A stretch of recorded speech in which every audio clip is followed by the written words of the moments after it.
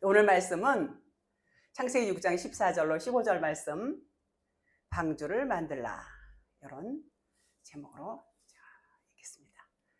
너는 고페르 나무로 너를 위하여 방주를 만들되 그 안에 칸들을 막고 역청을 그 안팎에 칠하라.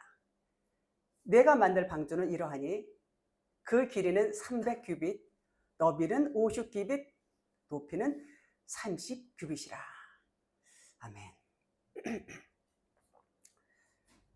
대부분의 많은 사람들은 이 육신이 우리가 살고 있어요. 이 세상에 살고 있기 때문에 이 절대적인 자기 가치 기준이 이 보여지는 세상에 전부 두고 있어요. 그러니까 온통 그냥 소망도 자기의 목표도 목적도 이 보이는 데 초점을 맞춰서 그렇게 살고 있단 말이에요. 우리 믿는 사람 하나님 앞에 기도하죠. 그 기도하는 것들이 전부 뭐예요? 육신을 위한 거, 전부 육신을 위한 거. 그렇게 그냥 막 투쟁하듯이 힘겨운 날들을 보내면서 그렇게 살고 있어요. 그런데 하나님은 이 보이는 세상이 실상이 아니다. 이건 허상이야. 이거는 비우고 그림자고 모형이고 안내판이야. 이렇게 말씀하신단 말이에요. 근데 진리가 그렇게 말씀하세요. 그런데 많은 사람들은 그 진리를 모르니까 모든 자기의 그 목적과 자기의 목표가 이 보이는 데 있어요. 보이는 데. 제가 말씀드리는 거는 뭐 세상 사람들 믿지 않는 예수 바깥에 있는 사람들 말씀드리는 게 아니에요. 그분들은 물론이거니와 우리 그리스도 안에 있는 자들, 모든 믿는 자들, 목사님을 비롯해서 전도사님, 모든 직분자들 다 마찬가지. 거의 그들이 원하는 거. 목사님들은 뭐 교회가 부흥돼야 되고 성도가 많아야 되고 건축을 뭐 성전을 늘려가야 되고 건축 헌금을 해야 되고 뭐 이런 거. 그게 뭐예요? 다 보이는 것들이에요. 보이는 것들. 그런 것들을 추구한단 말이에요. 근데 하나님은 진리는 그런 거 하라고 말씀하지 않아요. 다 이거는 허상이고 비유고 그냥 모형이야. 이 실상을 알아야 되는데 그 실상이 뭐냐 이거죠. 실상이 진리예요. 진리. 그 진리를 모르니까 그 비진리, 보여지는 것들은 전부 비진리입니다. 그 가치를 거기다 둔다 그 말이죠. 그 하나님은요, 너희들이 왜 사니? 너희들이 사는 이유와 목적이 뭐니? 우리한테 이렇게 물어보세요. 그런데 우리는 그 뜻을 잘 몰라요. 저요, 교회를 개척해가지고요, 성도를 얼마를 부흥시킬 수 있도록 그렇게 열심히 하나님 앞에 기도할 거니까 하나님 저를 도와주십시오. 성도들을 보내주십시오. 제가 잘 키우겠습니다. 이런 기도 누가 주로 해요? 목사님들 이런 기도 한단 말이에요. 그래서 교회는 열심히 다니지만 육신의 소욕이 있어요. 또 육신의 만족을 추구해요. 그래서 그런 것들을 위해서 그냥 기도합니다. 뭐 금식도 하고 뭐 그냥 작정기도 하고 대단합니다. 아주 기도를 많이 해요. 그런데 그 기도의 제목들이 결코 하나님이 원하시고 하나님이 기뻐하시는 기도의 제목이 과연 얼마나 있을까? 그런 것입니다. 그러니까 영적인 그 수준이 어린아이 수준을 크게 벗어나지 못하고 있어요. 그런데 그러면서도 정작 그것이 지금 어린아이 수준인가 모른단 말이에요. 자기 영적 수준이 아유 내가 목사인데 내가 이 큰 직분자인데 무슨 어린아이 수준이야. 내가 가르치는 교사인데 이렇게 나름대로는 자부심을 갖고 그렇게 열심을 내고 있지만 하나님이 보실 때는 그게 아니다 그 말이에요. 자, 그래서 우리가 그것을 모르기 때문에 하나님은 내가 너희들을 나처럼 하나님이 되게 해줄 거야 이렇게 언약을 하셨지만 그 언약에 대해서 밝히 깨닫지를 못하는 것이 지금 믿는다 하는 사람들의 그런 실정이다 그 말인 것입니다. 그것을 보고 뭐라고 그래요? 네필입니다. 지난 시간에 네필임 말씀드렸어요. 네필입니다. 짐승이다. 알로고스다. 그렇게 말씀하세요. 우리는 이 율법 세상에 율법적인 것을 보고 배우고 율법으로 태어나서 그렇게 가치 기준 모든 것들이 이 보이는 데 초점이 맞춰 있어요. 그런데 우리는 그것을 통해서 보고 배우고 깨닫지만 하나님이 그것을 허락하셨어요. 그것을 허락하셨고 그 가운데에서 이제 우리가 율법을 배우면서 들으면서 성장을 하는 것입니다. 여기서 이제 여호와의 은혜를 입은 노아가 등장을 하게 되고, 그리고 어떻게 해요? 하나님은 노아를 통해서 우리에게 복음의 메시지를 전하십니다. 노아는 의인이요 당대의 완전한 자다, 이렇게 말씀하죠. 자, 이 죄악이 관연한 이 세상을 하나님께서는 다 쓸어버리신다고 그렇게 말씀하세요. 문자로 보면 하나님이 얼마나 두렵고 무서운 하나님인가, 그렇게 우리는 느낄 수밖에 없습니다. 그런데 그 진의를 알고 보면 하나님은 우리를 얼마나 사랑하시는지, 우리의 사랑하는 우리에게 언약을 하시는 것을 알 수가 있습니다. 어떤 언약이요? 내가 너희를 살릴 거야, 내가 너희를 기필코 그리스도가 되게 해줄 거야, 이런 약속을 하시는 것입니다. 14절, 너는 고페르 나무로 너를 위하여 방주를 만들되 그 안에 칸들을 막고 역청을 그 안팎에 칠하라, 이렇게 말씀하십니다. 자, 고페르 나무가 무슨 나무일까?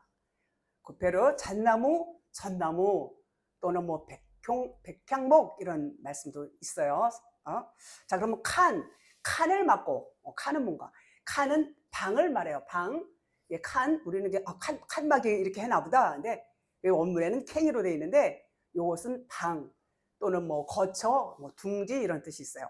막고 아사, 막고가 아니고 원문에 보니까 만들고, 여러분 막고하고 만들고하고 얼마나 달라요. 만들고로 이것을 이렇게 이해를 하시면 돼요. 그래서 역청은 뭐냐? 역청은 코페르, 그래. 고페르 나무라고 했죠. 고페르 거의 발음이 비슷해요. 코페르, 덮개를 의미하고 있어요. 덮개. 또 칠하라, 카파르, 이것도 말씀이 또 비슷합니다. 이것도 같은 의미예요. 덮개 또는 덮다, 이렇게 역청, 칠하라, 이것이 같은 단어로 쓰여요. 비슷하죠. 코페르나 카파르나 같다. 뭐가 같으냐? 덮는다, 뭐 칠하다, 요런 의미, 이렇게 막아주는 역할을 하고 있는 의미에서 똑같다, 그런 말입니다. 자, 칸은 방인데 그 방은 뭐를 의미하냐? 안식하는 곳, 성전을 의미합니다. 우리의 거처, 성전을 나타내고 있습니다. 자, 그럼 방주를 만드는 재료가 이제 고페르 나무예요. 자, 고페르 나무는 여러분 율법을 의미하고 있습니다. 율법의 말씀을 의미하고 있어요. 이 역청이 이제 코페르인데 방주를 만드는 재료가 고페르. 그 안팎에 역청을 칠하라고 하는데 코페르, 요것만 다릅니다. 그래서 이 코페르는 성령을 의미하고 있어요. 성령이 누구예요? 하나님이에요. 하나님. 성령이 방주를 쌓는 거예요. 성령이 코페르로 뭐라고 했어요? 코페르 율법을 이제 이 방주가 율법이에요. 이 고페르 나무가 율법인데, 이 율법의 이 나무를 뭘로 칠하냐? 성령, 하나님의 영, 이 코페르로 넣어 안팎을 칠하라. 막고가 아니라 칠하라, 그 말인 것입니다. 그래서 이 역청과 코페르는 성령을 말해요. 이 역청은 코페르고 이 코페르는 성령을 말하고 있어요. 성령이 방주를 싼다, 그 말인 것입니다. 그러니까 우리가 성전이 되기 위해서는, 우리 여러분과 제가 성전이 되기 위해서는 뭐가 필요해요? 말씀이 필요하죠. 말씀. 전부 말씀으로 하는 거예요. 그 말씀은 율법의 말씀입니다. 왜 율법의 말씀이냐? 그것이 진리의 말씀이면 굳이 겉에 뭐 안팎으로 칠할 이유가 없어요. 진리는 완벽하기 때문에. 그래서 칠하는 것을 의미하는 것은 이것이 율법이구나, 이렇게 표현을 하고 있는 것입니다. 그래서 먼저 우리는 우리는 제일 먼저 율법을 접해요. 율법 말씀을 자꾸 들어요. 그래서 율법 말씀을 노무스라고 그러죠. 헬라 말로 노무스라고 해요. 노무스는 짐승의 먹이를 의미하고 있어요. 우리가 다 짐승 같은 사람들이에요. 우리 전부 짐승. 알로고스, 그 짐승 같은 사람에게 이 율법의 말씀을 자꾸 먹이다 보면 이제 먹여요. 우리 처음에 다 이제 율법으로 태어나서 율법 세상에서 율법을 먹고 이제 삽니다. 그러다 이제 그것이 이제 방주의 재료가 돼요. 성전의 재료가 돼요. 우리 안에 성전, 방주란 말이에요. 그래서 방주의 재료, 성전의 재료가 무엇이냐? 바로 이 말씀, 율법의 말씀이다. 그 율법의 말씀을 먹는데 하나님은 어느 때가 되면 우리에게 진리를 깨닫게 해주십니다. 이제 코페루, 성령, 코페루 안팎을 칠하는 겁니다. 이 역청으로다가 성령으로서 방주를 싸는 거예요. 그래서 성령을 또한 보혈로도 표현하죠. 보혈, 칠한다, 카파로. 보혈로 표현해, 보혈. 보혈은 아들의 죽으심을 나타내는 거예요. 아들의 죽음. 아들의 죽음이 바로 칠한다라는 의미로 이렇게 표현을 하고 있습니다. 아들의 죽으심으로 나오는 그 보혈이 성령님이세요. 성령님. 그렇죠. 율법, 성령, 보혈 전부 이것이 뭐예요? 아버지 성전을 만드는 재료가 되는 것입니다. 성전을 테바트라고 그러죠. 테바트. 하나님은 한 분이세요. 한 분 하나님이 아들로, 아버지로, 성령으로 이렇게 표현을 하고 있습니다. 자, 방주가 테바트인데 그 테가 뭐냐? 테가 타브 그래갖고 완성이라는 뜻이 있어. 완성. 무투테무투 들어보신 분들 많죠. 무투테무투 죽음으로서 완성이 된다. 여기서의 테. 그래서 이 테라는 것은 완성이라는 뜻을 갖고 있고, 이 베이트는 집을 얘기해요. 그러니까 완성된 집을 말해요. 완성으로 지은 집이 방주다 그런 말이에요. 그것이 성전이다 그런 말인 것입니다. 하나님은 창세기 1장부터 무슨 얘기를 하고 계세요? 전부 성전 얘기를 하십니다. 모세가 나일강 갈대 상자에 담겨서 이제 갈대 사이에 이제 이렇게 두는 얘기를 이제 우리는 너무 잘 알죠. 갈대 상자에, 갈대는 율법을 의미해요. 갈대 상자에 모세를 담으면 모세가 율법이 됩니다. 하나님께서는 물에 빠지지 않게 하기 위해서 갈대 상자에 역청을 칠하셨어요. 역청 말씀이죠. 말씀, 성령 말씀드렸어요. 역청과 칠하다라는 것은 같은 단어로 쓰이고, 역청을 코페르, 또 칠하다를 카파르, 이렇게 발음도 비슷해요. 자, 성전, 방주 성전에는 물이 들어올 수가 없습니다. 그것은 말씀, 이 역청, 성령 안팎으로 칠해졌기 때문이지요. 아들의 십자가 죽으심으로 나온 진리의 성령이에요. 십자가 죽지 아니하고는 나올 수가 없는 것입니다. 그것을 역청이다 이렇게 말하죠. 역청이다. 이 성령과 세상이 분리되는 거예요. 방주가 물에 가라앉지 않았어요. 물하고 합하지 않았어요. 물에 뜨죠. 방주만 물에 떠요. 물에 떴다는 것은 세상과 구별이 되었다 그런 말인 것입니다. 물과 기름이 합해지지 않잖아요. 기름 부음, 물 위에 뜨는 것이 기름인 것입니다. 우리는 세상에 태어날 때에 육체로 태어나요. 육체를 샤륵스라고 그래요. 우리가 세상에 태어날 때 그 육체가 샤륵스라고 그래요. 샤륵스와 혼으로 태어나요. 혼을 푸시케라고 그러는데 정신, 육신의 생각, 정신을 의미하고 있어요. 그러니까 육체와 혼은 같다 이렇게 보시면 돼요. 이 육체를 살덩어리를 말하는 게 아니고 살덩어리와 결탁이 되어 있어요. 살덩어리가 같이 되어 있어요. 같이. 결탁이 되어 있어서 나라고 하는 정신, 내가 이 육체와 내 생각하고 같이 결탁이 되어 있어요. 내 생각이 뭐예요? 진리예요? 비진리, 육신의 생각. 이것을 육체다 이렇게 말해요. 어머니는 이것을 육체라고 그래요. 따라서 내가 하는 모든 말이, 우리가 하는 말이 무슨 말이에요? 그게 말인데, 이 소리인데 성경은 육체다 이렇게 말씀했어요. 육체다. 그 자체가 생명인데 육체의 생명이다 그 말인 것입니다. 육신의 생명. 그래서 그것을 푸시케다 이렇게 말해요. 푸시케는 뭐라고 했어요? 호흡, 정신, 혼, 육신의 생각, 이것을 푸시케라고 그래요.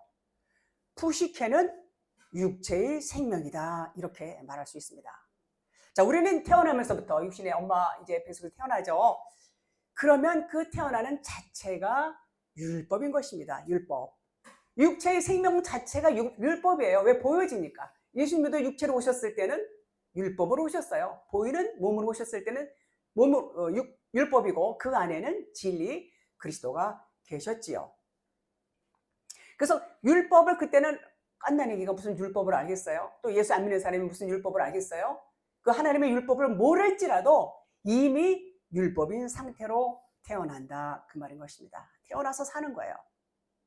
하나님은 모든 인간에게 양심이라는 것을 주셨어요. 양심. 그 양심은 선과 악이라는 두 마음이라는 뜻이에요. 선이 약하면 악이 나오고 악이 약하면 선이 나오고 보통 그렇죠. 그런데 그 선이라는 것도 인간의 선은 완전하다? 완전하지 않아요. 완전한 선이 될 수 없어요. 선한 분은 하나님 한 분밖에 없기 때문인 것입니다. 육체의 선이라는 것이 그렇습니다. 그 상태로 태어나는 것이에요. 하와가 생명나무를 선악나무로밖에 볼 수 없어요. 우리 모두는 다 에덴 동산 중앙에 선악나무 한 그루를 두셨어요. 이 번역에 뭐 두 그루라고 그러는데 원문에 보면은 단수로 돼 있어요. 전부 단수로 돼 있어요. 두 그루다 그러면 복수, 임 이렇게 나와야 되는데 단수로 돼 있단 말이에요. 그러니까 원문을 안 보고 이 번역물 이것만 보면은 상당 부분 하나님의 말씀을 오해할 수밖에 없는 것입니다. 그래서 이제 우리는 이제 율법이 죽고 육체의 몸으로 이제 태어나서 이렇게 율법으로 태어나서 이 몸을 육체의 몸이라고 그래요. 육체의 몸인데 진리의 성령이 들어오면 영의 몸이 돼요. 진리와 내가 연합이 되면 영의 몸이 됩니다. 이 영의 몸이 되기 전에는 육의 몸이죠. 육의 몸. 그래서 육의 몸을 육체의 소마라고 그래요. 그 몸을 소마라고 그러고 영의 몸을 영의 소마 이렇게 말해요. 그래서 육체의 소마, 영의 소마 이렇게 말해요. 이것은 같이 써요. 소마는 그 몸은. 자, 방주에 코페로 역청을 이제 바르고 나면 안팎으로 이제 성령을 바르는 거예요. 방주는 세상에 가득한 물하고 구별이 돼요. 물에 뜬단 말이죠. 그것을 거룩이라고 해요. 거룩을 우리가 보통 말할 때 구별하다, 구별되다 이렇게 알고 있죠. 그래서 그 물에 방주가 뜨면은 물하고 방주는 구별이 되어 있다. 이렇게 그것을 구별이다. 이렇게 말씀을 드릴 수 있습니다. 여러분과 제가 율법으로 세상에 존재하고 있어요. 처음부터 날 때부터. 그러다 진리 율법을 자꾸 먹다가 이제 어느 순간에 진리를 깨닫게 되고 그 빛이 들어와서 이제 진리를 깨달았게 되면 그것이 역청으로 발라지는 거예요. 역청이 뭐라고 했어요? 성령, 하나님, 진리. 성령을 바르게 되면 하나가 되는 거예요. 연합이 되는 거예요. 하나님과 우리가 연합이 되는 거예요. 그러면 우리가 세상에 살고 있지만 세상과는 개념이 다른 존재가 되는 것입니다. 그것을 알게 되면 영의 몸이 되는 거예요. 이제는 내가 거룩한 존재구나. 내가 하나님과 하나가 되었어. 하나님은 영이시고 그리스도고 생명이시고 성령님이시죠. 그분이 내 안에 들어와서 나하고 연합이 되는 것을 알게 돼요. 그러면 그 아는 것 자체가 거룩이고 그러면 그것이 하나님의 영의 몸이 되는 거예요. 영의 몸. 육의 몸과는 달라요. 차원이 달라요. 우리가 겉으로 볼 때는 똑같이 먹고 마시고 자고 하지만 이미 그 영적인 신분이 영의 신분이냐 육의 신분이냐 차원이 다른 것입니다. 다시 말하면 땅에서 살고 있지만 땅적인 존재냐 하늘적인 존재냐 얼마나 달라요? 하늘 땅만큼 달라요. 그것을 거룩이다. 구별됐다. 세상 사람들하고 구별됐다. 그런 말인 것입니다. 히브리서 4장 12절에 보니까 하나님의 말씀은 살아있고 활력이 있어 좌우의 날선 어떤 검보다도 예리하여 혼과 영과 및 관절과 골수를 찔러 쪼개기까지 하며 또 마음의 생각과 뜻을 판단하나니 이렇게 말씀하고 있죠. 여기서 혼과 영을 나눈다, 구별한다. 혼은 겉사람, 영은 속사람, 구별한단 말이에요. 그 말씀이 내게 들어오면 내 안에서 혼과 영이 분리가 된다는 것입니다. 내가 진짜 영이다. 내가 정말 그리스도와 하나가 됐다. 그러면 나는 완전히 영의 사람이지 혼과는 관계가 없어져요. 혼, 육신의 생각, 육신적인 이 관점 이런 것들하고는 관계가 없어진다. 그러면 구별된 것이고 그것을 구원이다 이렇게 말합니다. 저 관절과 골수를 찔러 쪼갠다, 분리한다는 얘기죠. 자, 골수는 관절 속에 들어있는 거예요. 관절 속에 있는 피를 만드는 성분, 아주 중요한 것이죠. 피를 만드는 성분, 생명이라고 이렇게 말할 수 있습니다. 반면에 관절은 골수를 싸고 있는 껍질이죠. 껍질. 그래서 이 껍질과 이 속을, 알맹이를 구분한다. 그것을 영과 혼을 구분하는 것과 똑같은 의미를 말하는 것입니다. 영과 혼이 우리가 구분이 돼 있어요. 영의 사람이냐 육의 사람이냐. 그것을 이제 구별된다, 거룩이다 이렇게 말할 수 있습니다. 고린도전서 6장 11절 너희 중에 이와 같은 자들이 있더니 주 예수 그리스도의 이름과 우리 하나님의 성령 안에서 씻음과 거룩함과 의롭다 하심을 받았느니라 이런 말씀이 있어요. 자, 씻음과 거룩함과 의롭다 하심을 받았느니라. 어떻게 씻음과 의롭다함을 받아요? 이것이 역청으로 칠한 거예요. 역청이 뭐라고요? 성령, 하나님으로 인해서 전부 이렇게 바꿔지는 겁니다. 그리스도의 보혈로 칠한 거, 성령으로, 말씀으로 분리시키는 거, 이것이 뭐냐? 이것이 거룩이다, 거룩함이다, 그런 말입니다. 그러면 우리는 무슨 몸이에요? 우리는 영의 몸이 되는 거예요. 영의 몸. 우리가 믿음 생활하면서 육신으로 살면 얼마나 하나님이 보실 때 그것이 안타깝겠어요. 우리를 사랑하시는 하나님은 우리를 한 영혼도 나고 적 없게 다 우리를 붙드시고 우리를 영의 몸 하나님으로 만드시겠다, 이렇게 말씀하시는 것이 하나님의 언약인 것입니다. 12절에 보니까 모든 것이 내게 가하나, 고린도전서 6장 12절, 다 유익한 것이 아니요 모든 것이 내게 가하나 내가 무엇에든지 얽매이지 아니하리라, 이런 말씀. 우리가 영과 육이 분리되어서 있으니까 모든 것이 가하다는 거예요. 이 영적인 사람, 그러니까 쉽게 말해서 영적인 사람이 되면 어떤 상황이 와도 영에는 영향을 미치지 않는다는 거예요. 영에 영향을 안 미쳐요. 어떤 위험이 처해도 우리에게. 우리가 설사 율법을 행한다 해도 영의 몸이 되면 그 영은 타치할 수 없다는 거예요. 영향을 미치지 않는다, 그런 것입니다. 그러니까 죄가 될 수 없다는 얘기죠. 그러나 율법을 우리가 행해, 그러면 어때요? 걸림돌이 되죠. 뭐에 걸림돌이 돼요? 진리를 전하는데, 아니 저 사람은 진리의 사람이 왜 저렇게 율법적인 행위를 하지? 이렇게 되면은 저 사람이 전하는 진리가 가짜가 아닐까? 이런 걸림돌이 될 수 있어요. 방해가 된단 말이에요. 복음을 전하는데. 그러면 스스로 하지 않는 것입니다. 그렇다고 해서 얽매이는 건 아니에요. 우리는 이 율법에 얽매일 수 없어요. 율법에서 자유하는 겁니다. 그래서 뭐라고 했어요? 진리를 알지니 진리가 너희를 자유케 하리라 그러셨어요. 어떤 것에도 얽매이지 않, 영의 사람은 얽매이지 않는다는 것입니다. 그 얘기는 죄가 아니라는 거예요. 우리가 육신으로 짓는 죄로 인해서 우리의 구원과는 관계가 없다는 것입니다. 누가? 영의 사람이 된 자들. 영의 사람이 된 자들. 그래서 이렇게 율법 안에서 우리가 얽매이지 않고 자유할 수 있어요.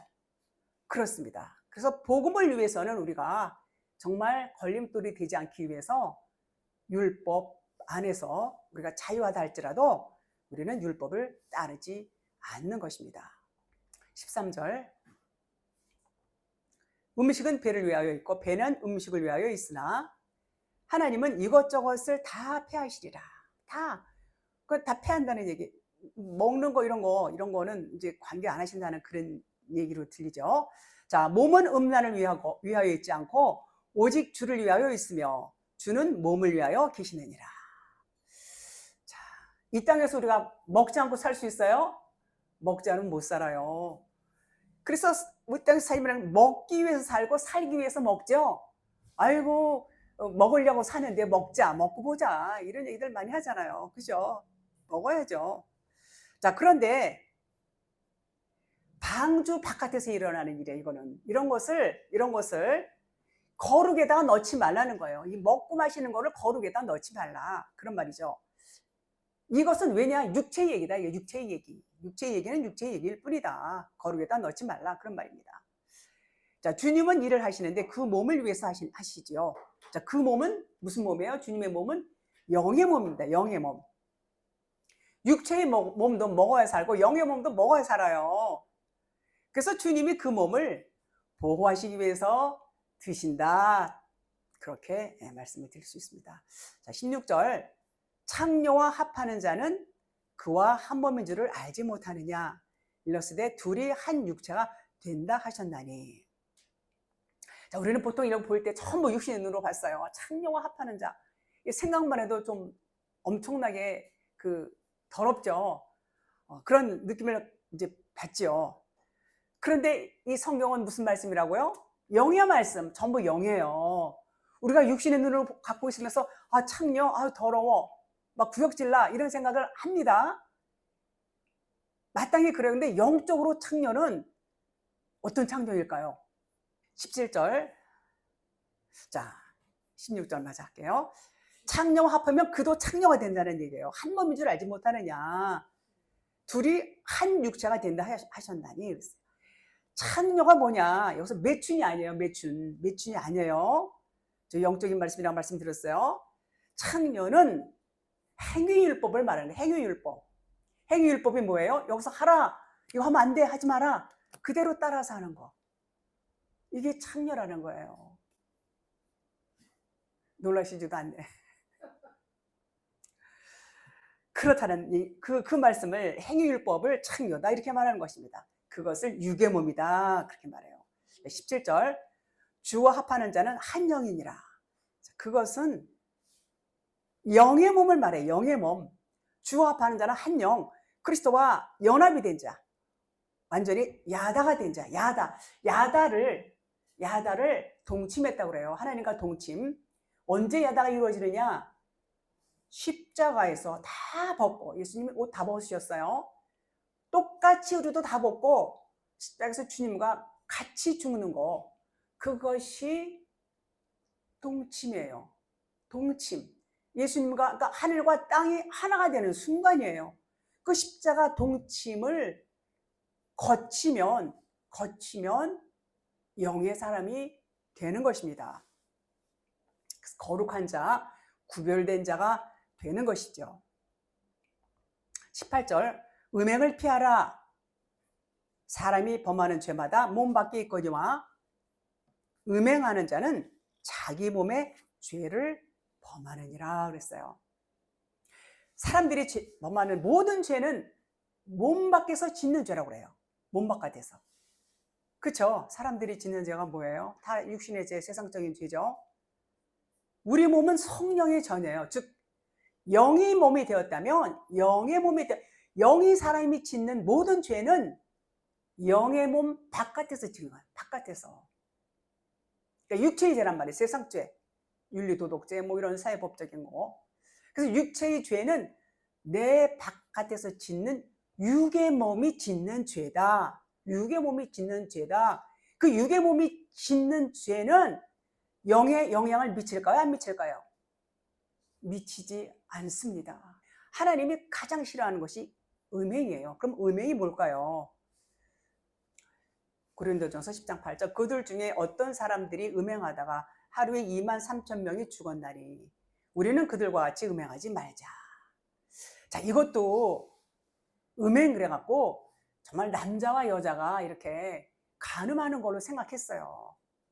근데 하루에 23,000명이 어마어마하잖아요. 어마어마무시하게 23,000명. 자, 민수기 25장 1절에 보니까 이스라엘이 시딤에 머물러 있더니 그 백성이 모압 여자들과 음행하기를 시작하니라. 그러니까는 이스라엘 남자들이 모압 여자들과 음행하기를 시작했구나. 이렇게 이제 보여지죠. 표면 문자로는 그 3절에 바알부올에게 가담한지라. 여호와께서 이스라엘에게 진노하시니. 자, 바알부올이 뭐죠? 모압신이에요. 모압신. 여기서 이제 우리가 조금 생각을 해볼 문제가 모압신. 또 우상이란 말이에요. 우상. 그 여호와께서 하나님께 진노하시니 25장 9절에 연병으로 죽은 자가 24,000명이었더라 그랬어요. 24,000명. 엄청 많죠. 여기서도 말씀드렸듯이 음행이라는 것이 남자 여자의 음행이 아니에요. 모압신을 우상 숭배하는 자들을 의미하고 있어요. 그들이 말하는 신이 엘로힘이에요. 똑같이 하나님이에요. 하나님. 그들도 하나님을 섬긴다고 섬겨요. 그런데 이스라엘이 같이 바알부올에게 동참한 거예요. 가담한 거예요. 남자 여자가 음행이 때문에 23,000명 상상이 안 가죠. 그런 게 아니에요. 그런 우리가 생각하는 그런 게 육신으로 생각하는 그런 것이 아니라 영적인 것을 의미하고 있습니다. 자, 몸에 지은 죄라는 것은 뭘까요? 다른 신을 섬기는 거. 몸에 지은 죄, 그것이 음행이라는 것이 음행. 하나님을 섬긴다고 열심히 섬기는데 다른 신이란 말이야. 다른 하나님. 그러면 그게 뭐냐? 영적인 몸에 짓는 죄다 그 말이에요. 다른 하나님을 섬기는 거. 그러면 그 사람은 푸뉴마, 영이 아니에요. 육의 몸, 푸시케가 되는 거예요. 그래서 우리가 행음의 그 여부에 영의 몸이 되는지 육의 몸이 되는지 알 수 있어요. 우리가 올바른 하나님을 섬기느냐, 올바르지 못한 다른 하나님을 섬기느냐. 십계명의 첫째가 뭐예요? 너는 나의 다른 신을 섬기지 말라고 했잖아요. 그러면 저 우상 숭배자들, 다른 신을 섬기는 자들, 우리는 이렇게 그들을 매도했어요. 정작 자기가 다른 신을 섬기는 줄 몰라요. 자, 저 다른 신을 섬긴다는 게 믿는 자들, 이스라엘 백성들 다 하나님을 알아요. 그들에게 하시는 말씀이에요. 그들이 엘로힘 말고 다른 하나님을 섬기나요? 다 엘로힘을 섬겨요. 그럼 무슨 의미냐? 그 말은 오늘날 여러분과 저에게 하시는 말씀이에요. 이 겉의 문자 말씀은 예수는 육신이 되어서 오신 분이 말씀이 그분은 2000년 전에 죽으셨어요. 그분이 죽으시니까 뭐가 나왔어요? 그리스도. 그래서 뭐라고 했어요? 믿음은 들음에서 나니 들음은 그리스도의 말씀에서 나느니라고 그랬어요. 예수의 말씀이라고 했어요? 안 했어요. 이 말씀은 예수의 말씀에 보이는 거, 이거는 다 예수님의 말씀이에요. 그러면 그리스도의 말씀은 뭐냐? 이 말씀이, 이 율법의 말씀이 풀어진 말씀, 해석된 말씀, 그게 진리의 말씀이고, 그 해석된 말씀에 하나님 그리스도가 하나님이고, 예수는 겉의 하나님이에요. 그 예수는 다른 하나님이란 말이에요. 이미 2000년 전에 예수님이 죽으셨어요. 그리고 오늘 우리에게 성령으로 와 계신 성령이신 그리스도를 우리가 하나님으로 알아야 되는데, 오직 예수. 예수는 만물을 총칭해서 예수라고 그래요. 모든 건 다 예수예요. 보여지는 이 율법, 모든 것을 예수다 이렇게 말해요. 다른 하나님이에요. 그거는 하나님의 말씀하시는 나 외의 다른 신을 섬기지 말라, 그 하나님이 아니란 말이에요. 오늘날 똑같이 음행해. 그것이 음행이고, 그것이 간음이고 행음이다, 그런 말인 것입니다. 자, 그래서 하나님을 섬긴다고 하는데 다른 하나님을 섬기는 거, 그것이 영적 몸에 짓는 죄라는 거예요. 다른 죄는 영과 직접적인 관계가 없어요. 오직 영의 몸이냐 육의 몸이냐, 다른 하나님을 섬기느냐 진짜 하나님을 섬기느냐, 여기에 좌우하는 것입니다. 자, 여러분, 빛이 왔어요. 빛이 왔는데 우리는 다 어둠이에요. 어둠. 빛이 어둠에 비춰졌어요. 비춰졌는데 어둠이 깨닫지 못해요. 사람들이 빛보다 어둠을 더 사랑한다고 그랬어요. 어둠이 왔는데 깨닫지 못하는 상태, 그것이 행음이다. 행음. 행음하고 있는 상태. 육의 몸을 갖고 살고 있는 자들이란 말이에요. 영적인 것이 아니에요. 그것을 행음이라고 그래요. 많은 사람들이 교회 나와야 분명히 직분도 다 있어요. 열심히 잘해요. 그런데 빛을 몰라. 진리를 모른단 말이에요. 하나님의 말씀이 진리고 빛이고 생명인데 그냥 육신으로 왔다 갔다 하고, 이 성경 겉에 이거 뭐 시험 보면 막 1등하고 그래요. 성경 공부하고 시험 보고 그러죠. 이건 율법이에요. 빛이 아니에요. 생명이 아니에요. 깨닫지 못하면 그냥 어둠이란 말이에요. 어둠. 그런데 그 어둠에 있는 자들은 자기들이 지금 어둠에 있는지 빛에 있는지도 모른단 말이에요. 문제는 그게 문제예요. 깨닫게 되면 빛이 되는 거예요. 깨달으면. 그래서 깨닫는 것이 그렇게 중요한 것이고, 깨닫지 못하면 그냥 어둠에 갇혀 있어요. 어둠에 갇혀 있으면서도 깨닫지 못한다는 것이 많은 부분에 오늘날 믿는 자들이 얼마나 그렇게 신앙생활 합니까? 베드로전서 1장 9절에 믿음의 결국 곧 영혼 구원을 받음이라. 자, 우리가 처음엔 다 말씀드렸듯이 육의 몸으로 태어나요. 육의 몸으로. 그래서 다 행음하고 있는 상태에 지금 육의 몸으로 태어난 자들 진리를 모르면 그냥 행음하고 있는 거예요. 행음, 다른 신을 섬기고 있단 말이에요. 그랬는데 하나님이 오셔서 이제 우리에게 문 밖에서 두드려, 다 우리 마음을 두드려요. 내가 문 밖에서 두드려. 빛이 온단 말이에요. 빛이. 근데 그 영적인 깊은 잠에 자고 있으면 그 음성을 못 들어요. 아들의 음성을 못 들어요. 못 들으면 그냥 어두운 가운데 있는 거예요. 아들의 음성을 듣는다는 것은 뭐예요? 역청을 치료주는 거. 하나님이 안팎으로 역청을 치료주시고 진리로, 성령으로, 그러면 이제 빛이 들어와서 영의 몸이 된다, 그런 말인 것이죠. 율법 말씀, 처음 우리는 율법에 젖어서 율법에 살고 율법을 배우고 가르치고 그러고 살아요. 근데 거기다 보혈을 입혀주시니까 진짜 진리를 깨닫게 되니까 육의 몸이 영의 몸으로 변화되는 것입니다. 누가 하세요? 하나님이 하시는 거예요. 우리가 할 수 있는 부분은 없습니다. 15절, 내가 만들 방주는 이러하니 그 길이는 300규빗, 너비는 50규빗, 높이는 30규빗이라 그랬어요. 방주를 테바트라고 했어요. 테바트 성전이라고 그랬죠. 오늘날 여러분과 저 안에 방주 성전을 짓는 거 그렇게 보시면 됩니다. 자, 방주의 재료는 고페르나무라고 했어요. 고페르나무, 잣나무 뭐 이런 거라고 했어요. 길이가 300규빗이면 135m, 너비 50규빗, 22.5m, 높이 30규빗, 13.5m. 자, 3층으로 되어 있다고 그랬어요. 지붕과 문을 달고 있습니다. 에베소 3장 19절, 그 너비와 길이와 높이와 깊이가 어떠함을 깨달아 하나님의 모든 충만하신 것으로 너희에게 충만하게 하시기를 구하노라.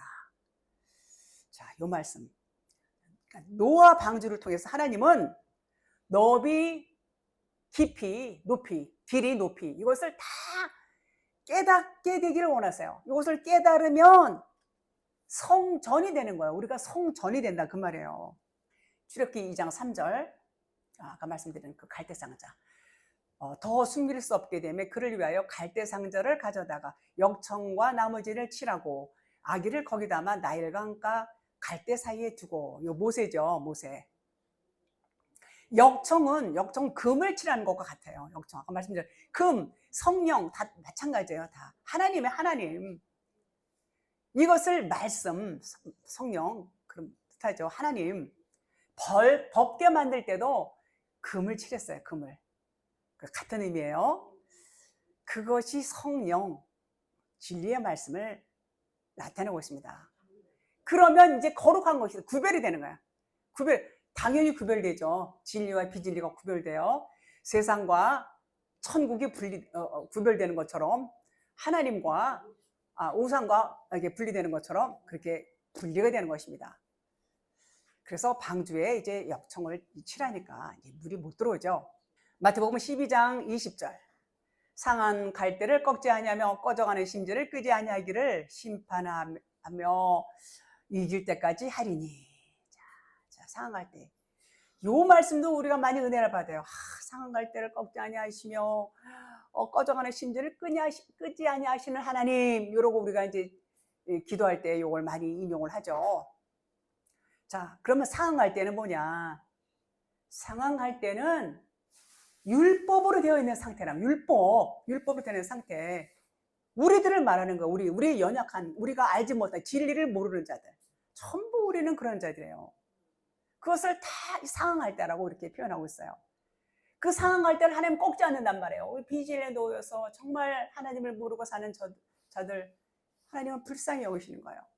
꺼져가는 심지 역시도 우리를 말해요. 꺼져가는 심지 깜빡깜빡하는 거 얼마나 안타깝죠. 불이 막 꺼지려고 할 때 보면 끄지 않는단 말이에요. 그런 자들에게 하나님은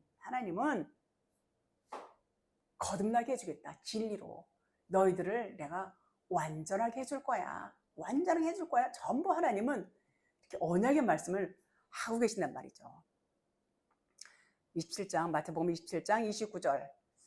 가시관을 엮어서 그 머리에 씌우고 갈대를 그 오른손에 들리고 그 앞에서 무릎을 꿇고 희롱하여 이르되 유대인의 왕이여 평안할지어다 하며. 자, 예수님이 이제 그 죽으실 때 이제 이 장면입니다. 예수님은 율법으로 오셨어요. 율법 아래로 오신 예수님, 그분은 우리와 똑같은 모습으로 오셨어요. 율법으로 오셨어요.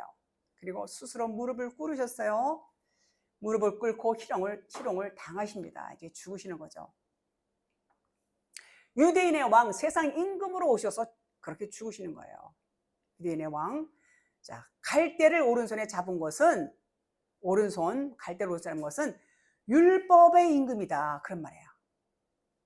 갈대는 뭐라고 했어요? 율법이라고 했어요. 율법의 임금, 세상 임금을 나타내는 것입니다. 세상 임금, 율법의 임금. 이 세상이 율법이에요.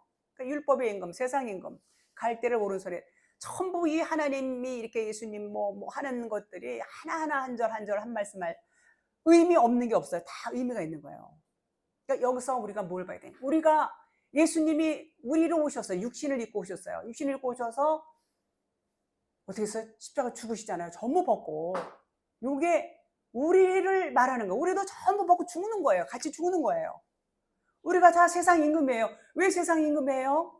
아까 서두에 말씀드렸죠? 우리는 전부 보이는 게 세상이고 전부 우리의 목표와 목적이, 우리의 표대가 전부 세상을 향해서 달려가고 있단 말이에요. 왜? 세상이 좋으니까. 내가 정말 세상에서 멋지게 살아보려고, 사람들한테 인정받고 그렇게 살고자 하는 것이, 그것이 세상 임금이란 말이에요. 그리고 내 마음대로 하고 싶고 이래라 저래라 하는 소리 듣기 싫고 그런 속성 갖고. 그래서 우리가 다 세상 임금이신데 예수님이 이렇게 그냥 그들한테 막 채찍에 맞으시면서 갈대를 오른손에 잡고 세상 임금이라 이런 말인데, 세상 너희들을 이렇게 죽는 거야. 그 모델로 보여주시는 거야. 모델로 예수님이 너희들도 이렇게 죽어야 돼.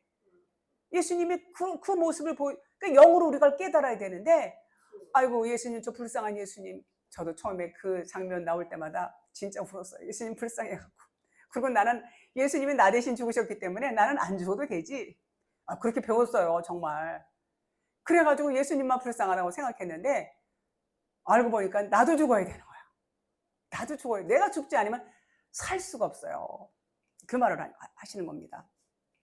그래서 갈대는 세상 임금을 나타내고 있고 우리가 다 세상 임금이었고, 그거는 두 마음을 갖고 있어요. 두 마음, 율법의 마음이에요. 판단하고 정죄하고. 그것을 세상 임금이라고 그래요. 자, 계시록 21장 15절. 내게 말하는 자가 그 성과 그 문들과 성곽을 측량하려고 금 갈대자를 가졌더라. 금 갈대자를 가졌다는 것은 하늘에서 내려온 새 예루살렘 진리로 측량했다. 그 말이에요. 똑같은 얘기예요, 전부. 금을 입혔다는 것은 성령, 말씀드렸죠. 성령, 하나님을 나타내고 있어요.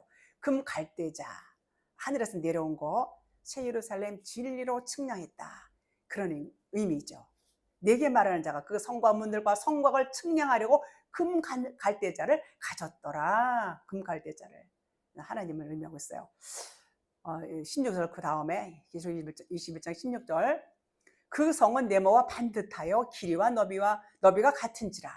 그 갈대자로 그 성을 측량하니 12,000스타디온이요 길이와 너비와 높이가 같더라. 이렇게 말씀하죠. 자, 네모가 반듯하다는 것은 성전을 말하는 거예요. 성전, 네모. 항상 그렇게 말해요. 자, 하늘에서 내려온 진리로 측량했으니까 어때요? 하늘에서 내려온 금 갈대자로 이제 칠했다는 거죠. 새 예루살렘. 그랬으니까 그 성은 해와 달의 비춤이 쓸데없어요. 하나님의 영광이 비추고 어린 양의 그 등불이 되는 거, 밤이 없는 곳, 그게 어디예요? 거룩한 곳 새 예루살렘, 바로 성전이에요. 그 성전이 어디 있어요? 어디 있어요? 네, 할렐루야. 우리 안에 있단 말이에요. 그게. 여러분 천국이 어디 있습니까? 그렇죠. 우리 안에 있는 거야. 천국이 내 안에 있어요. 예수님 재림 본인이 그 재림하는 것을 알아야 돼요. 할렐루야. 어우, 우리 전사님 정말 잘하시네. 정말 지금 진리의 눈을 지금 뜨셨어요. 근데 우리 재림 예수를 기다려요. 아까 또 말씀 예수님 재림 예수. 물론 재림 예수 기다리시는 분 계세요. 육적으로 나중에 육적인 사람들 재림 예수 기다리죠. 네. 육적으로 있는 사람들 재림 예수를 기다려요. 이제 마지막이 아직 안 온 거예요. 그분들한테는. 그러나 재림 예수가 내 안에 오신 분들은 이미 둘째 사망이 없어요. 여기가 천국이 됐어요. 이게 부활이에요. 재림과 부활은 같은 거예요. 재림이다 그럼 부활이 된 거예요. 진리로 거듭나는 거예요. 이것을 스타우로스라고 그래요. 스타우로스. 진리로 서다. 우리나라에서만 십자가라고 그래요. 십자가.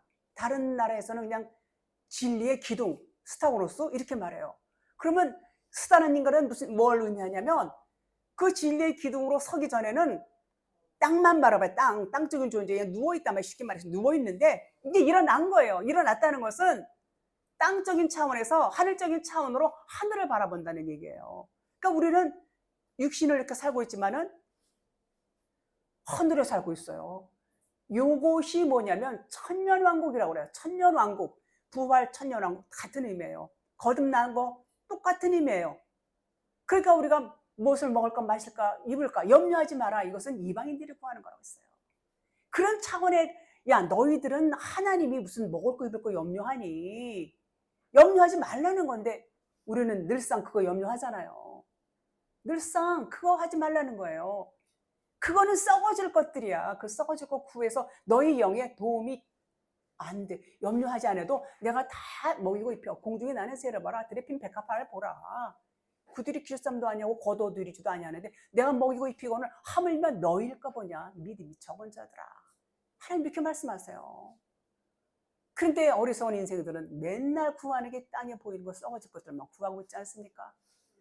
하나님이 되라는 거 우리 보고 너희가 성전이 되라는 거예요. 새 예루살렘, 새 하늘과 새 땅.